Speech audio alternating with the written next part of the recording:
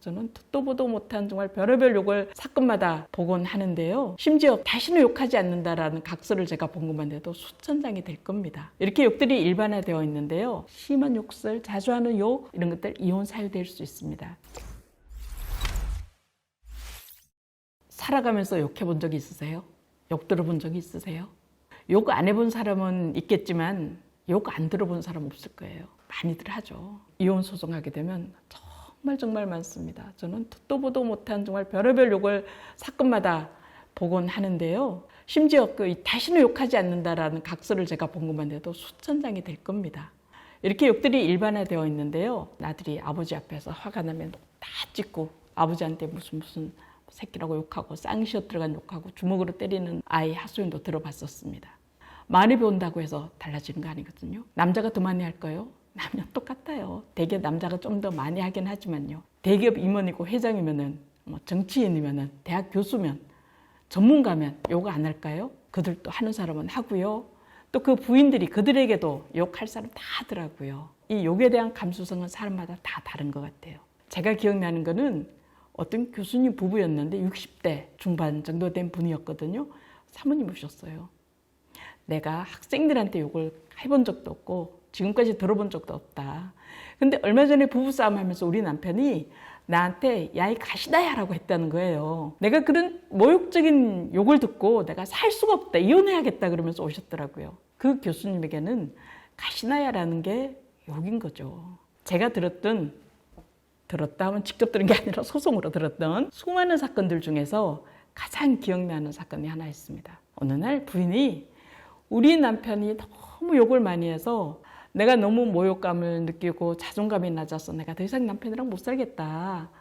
그리고 이 애들도 문제다. 이 아버지에게 맨 욕을 들으니까는 수시로 애들도 욕을 하고 그러는데 욕에 대한 감수성이 너무 떨어져가지고 애들이 제대로 정상적인 사회생활을 못할 것 같다. 그래서 나는 이혼하겠다라고 오셨거든요. 한 1년 넘게 소송을 했었는데요. 남편은 나 욕 안 하는 사람이다. 내가 얼마나 모범적이고 바른 생활을 하는 사람인데 나 이혼당할 사유가 없다.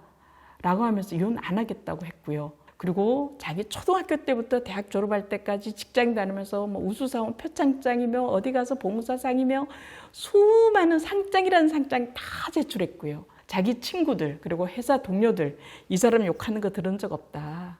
욕 안 한다. 진짜 모범사원이다. 모범 친구다. 그런 이야기들 하는 확인서 너무 많이 제출했어요. 수십 장에 이르렀죠. 그래서 재판 다 끝나갈 무렵에 와이프가 어느 날 저한테 녹취록을 하나 들고 왔어요. 변호사님, 사실은 남편이 하도 욕을 해서 제가 변호사님에게 오기 전에 이렇게 녹음을 했는데 내가 너무 자존감이 상해서 변호사님에게조차 내가 이런 욕을 듣고 살았다는 거 보여주고 싶지 않아서 제출 안 했는데 남편이 하도 욕 안 했다고 하니까 제가 이거 하나 제출하려고 갖고 왔습니다. 법원에 제출해 주세요. 라고 해서 마지막 재판 며칠 전에 제가 법원에 녹취록을 제출했습니다. 마지막 재판 날이요. 판사님께서 사건을 호명한 다음에 누구누구 씨 오늘 이 법정에 나와 있냐고 여쭤보더라고요. 손을 드니까 일어나 보라고 하고서 이렇게 세웠어요. 그러고서 당신 부인이 제출한 녹취록 봤냐고. 여기 있는 말이 당신이 한 거 맞냐고. 만약에 이 말을 당신이 했다면 당신은 사람이 아니다. 어떻게 토시 빼고는 전부 욕이냐. 라고 하면서 무지무지 혼내셨어요. 그 녹취록에는 회사 퇴근하고 나서 와이프에게 나 라면 먹고 싶으니까 라면 하나 끓여달라 라고 해서 라면 끓여달라고 부탁해서부터 라면 다 먹고 숟가락 놓고 일어나서 나가기까지 부엌에서 한 말인데요. 중간에 한 집에 살고 있는 자기 어머니도 부엌에 왔다가 나가는 그런 대화 내용이 있어요.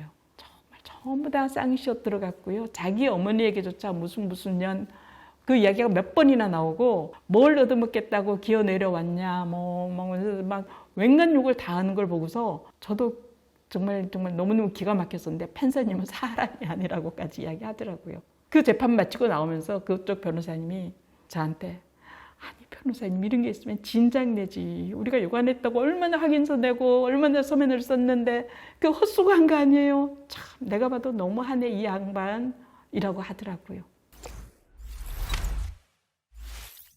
이처럼 욕을 하는 거는 어쩌면 그 사람의 인격을 파멸에 이르게 하는 자존감 매우 낮게 하는 그런 일일 수 있습니다. 심한 욕설, 자주 하는 욕 이런 것들 이혼 사유될 수 있습니다. 민법 840조에서 정하고 있는 부당한 대우에 해당이 되는 거거든요. 증거가 있어야 되는 거죠. 증거로는 남편이 욕하는 거 녹음할 수도 있고요. 녹취해서 내면 되죠. 아니면 카톡이나 문자로 욕 주고받으면 그거 캡처해서 내도 됩니다. 이전에 이런 욕을 하지 않았냐라고 이야기를 하면서 자백받게 이 대화를 해도 되는 거고요. 그건 녹음하는 거죠. 아니면 카톡 보내거나 아니면 동영상 찍어 놓거나 이런 것들이 없다 그러면 내가 신경정신과 가서 상담하면서 아니면 부부 상담하면서 욕한 내용, 욕 들었던 것들 남겨도 됩니다. 그리고 이런 것들이 아무것도 없다. 남편이 내가 언제 욕했어? 욕한 거 아무것도 증거가 없어. 그럴 때는 가정법원에서 가사조사할 때 두 사람이 있었던 내용, 남편의 평소의 언행 이런 것들에 대해서 이야기를 하면 두 사람이 앉아서 주고받는 대화이기 때문에 이야기를 하다가 은연중에 인정이 되는 경우들도 많이 있습니다. 이런 식으로 증거를 수집해서 욕하는 거 입증하면 되는 거죠. 앞에서도 말씀드린 것처럼 욕은 나이 불문하고 남녀 불문하고 사회적 지위 불문하고 학력 불문하고 재력 불문하고 누구나 하는 사람은 하고 안 하는 사람은 안 하는 거예요. 이건 어떻게 보면 내 감정의 쓰레기일 수 있습니다. 이 몸에서 배출하는 건 화장실에서 배출하면 되죠. 내 감정의 쓰레기, 내 감정의 똥 이걸 아무 데서나 하면 될까요? 우리 볼일 볼 때 화장실에 가서 하지 거실에서 안방에서 지하철 안에서 안 하잖아요. 욕도 마찬가지예요. 아무 데서나 장소 불문하고 함부로 하면 내 감정은 해소될지 몰라요. 그렇지만 상대방과의 관계는 망하게 되는 거죠. 관계를 파탄내고 싶다면 아무 데서나 내 감정 일어나는 대로 욕하십시오. 욕은 습관입니다. 관계 망치는 거고요. 나 자신 인격을 망치는 것일 수도 있죠. 아이들에게 해악을 끼치지 않기를 원하고 아이 정말 사랑한다면 배우자에게 어쩌면 나 스스로 아무도 없는 곳에서 나 혼자 욕하는 것도 삼가하시기 바랍니다.